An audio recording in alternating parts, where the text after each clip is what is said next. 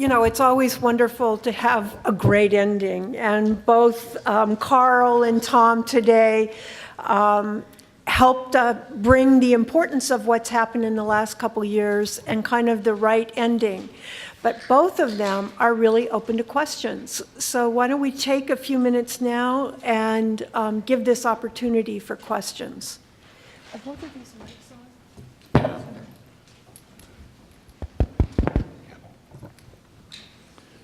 Well, never afraid to ask a question.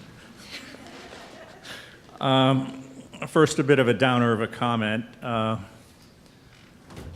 Carl, you talked about the move of HIV from being an infection to being a chronic disease, and I guess what troubles me about that is Western medicine has done a much better job about treating infections than about treating chronic disease, as heart disease, diabetes, and every other chronic condition indicates to us. So I guess I'm in some ways not tremendously optimistic about that. But the question is, a lot of these interventions have come in the long tail of after people are identified as being HIV positive. With the discordant couples, they're over a number of years. The people are on or are not on treatment, but their viral loads are in a relatively moderate range. How do we even study and come to understand what happens when people are exposed to the ultra-high levels of viremia of acute infection? How do we even propose to study that and get answers? Or are we going to come up to a wall of these diminishing returns where there's a point beyond which our current interventions, which look very good, are not going to be able to reduce things significantly past that, that one impediment there? Well, the key part of research is you always have the deus ex machina in your back pocket. And for me, I think that we do need to look at both the successes and failures of chronic disease treatment. At the same time, coming back to something my colleague Tom has said, is we must continue to do the research. And the other key area of research that the NIH is investing very heavily in is work toward a cure and a functional cure. I think you have to do both, and I think it's essential. That said, I think that the concept going forward of looking at this diminishing returns, we should be so lucky to have reduced. I mean, so you look at the data coming out of Africa, the incidence has dropped in many countries. We should be so lucky to get a level of incidence in Washington, D.C. that was well below 1%. If we could set some targets and some goals of dropping incidence in our high prevalence cities, in our high prevalence countries, that would be a profound step forward. And at some point there's going to be a tipping point, and if it's 85% male circumcision plus Truvada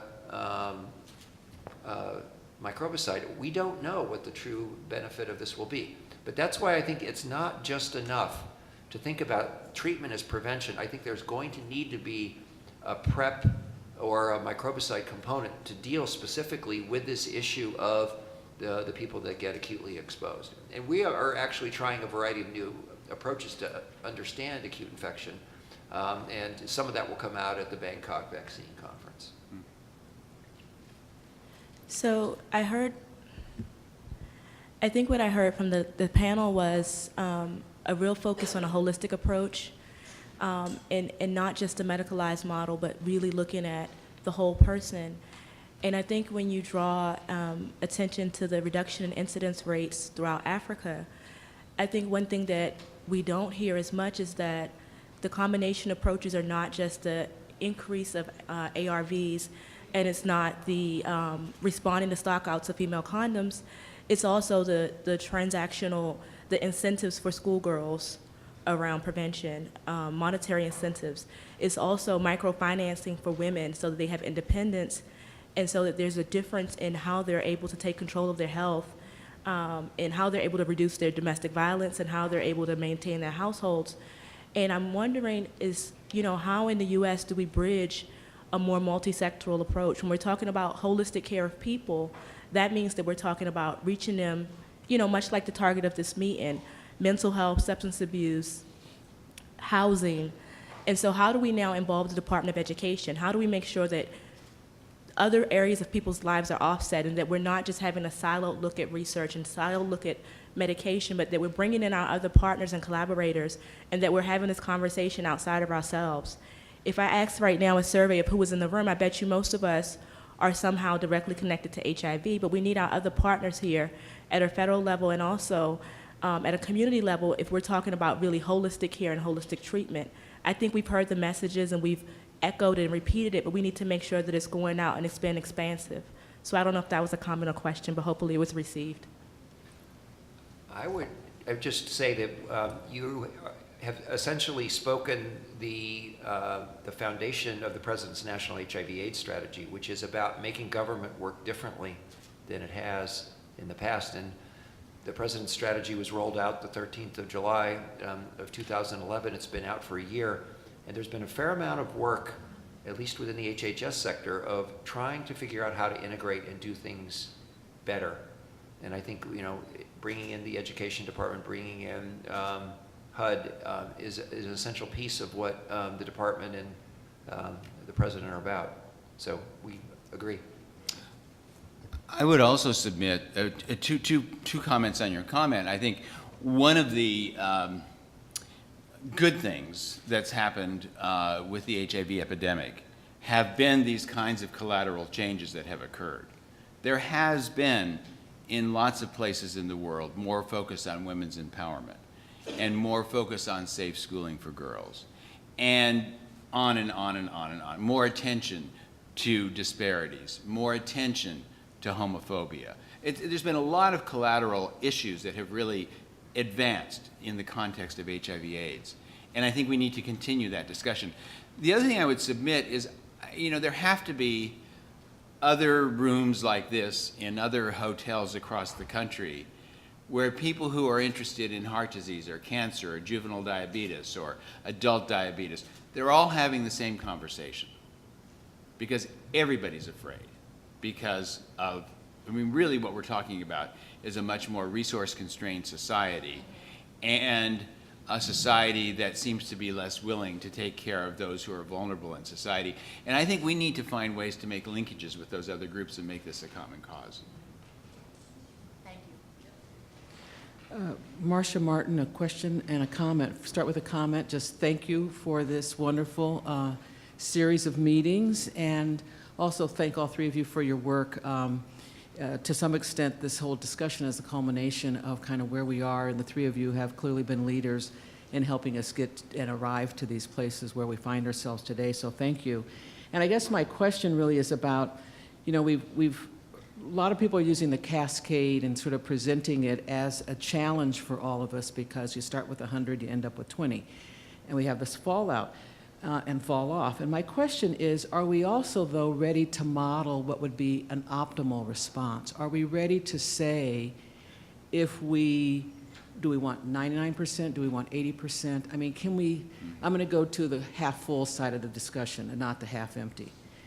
Can we get to modeling so that we can really know what we're working toward?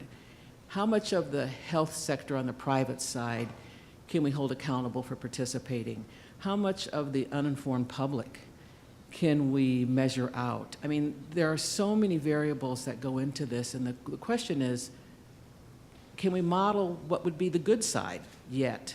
Now that we have seen PrEP, now that we are in this place of trials, now that even, Carl, we're questioning what modalities and methodologies could we use at, further down the line? Are we ready to start thinking about if we had all of these things we could achieve? And what is a reasonable, optimal endpoint before we get to the end of the epidemic? So we could know what we're working toward. There's been a fair amount of modeling by UNAIDS, the London School, and by the CPAC group at Harvard that has addressed this. I think clearly where we are right now is insufficient. Part of it depends on what you're seeking to achieve. And so the modelers need a focused question. But just pick on one part of the cascade for a moment, the point of linkage to care. If you think about it, that should probably be 95% linkage to care, just because anybody who's HIV positive needs to get into care and stay into care. And how we do that could be a combination of structural changes of how we deliver testing and care, where we deliver testing and care, and reinforcing the linkage between the community providers of testing and healthcare providers in general. Any last questions today? Well, as we come to the end of the day, I'm reminded of what the first speech I ever heard David Satcher give. And he told a story, I think from his youth, where he was walking in a field along the way, and he saw a man up in a hot air balloon, and he said, and the guy up in the balloon looks down and he goes, hey you, where am I? To which the man in the field looks up and he goes, well, you appear to be vertically suspended in the air about 200 feet above the ground with no visible means of descent. To which the guy up in the balloon goes, oh yeah, and you're a researcher, right? And he goes, yes, how did you know? He goes, you're full of technically correct information, totally irrelevant to my current situation. To which the guy on the ground goes, oh yes, and you're a policymaker. And the guy goes, yeah, how did you know that? You don't know where you are, you don't know what to ask to find out where you are, and you're blaming other people for your current situation. Hopefully today, we had policymakers, we had researchers, there were many providers, people who are dealing with the ins and outs of the day-to-day problems of implementation of really unbelievable breakthrough science combined with unbelievable economic distress. Hopefully, we've stimulated you to think today, and that this is a beginning of a dialogue that will continue and expand to your networks and to the networks of your networks. And one way that you can really help us do that is to stop by the booth on the way out and give us a 90-second video. Social media has transformed the global dialogue, global networks. We need to engage in that media more so that we don't end up with the kind of discrepancies between and real gaps between policymakers and researchers. We thank you today for spending the entire day with us. And we were really, really fortunate. In particular, I want to thank Dr. Dieffenbach and Dr. Coates, who, as well as every other speaker, who just was very engaging, provided great information, and really foreshadowed an optimistic time that in HIV prevention, where we could change the entire dialogue and what's happening on the ground for the 25 million people infected and for those that are at high risk, especially in those generalized epidemics. Thank you for coming today.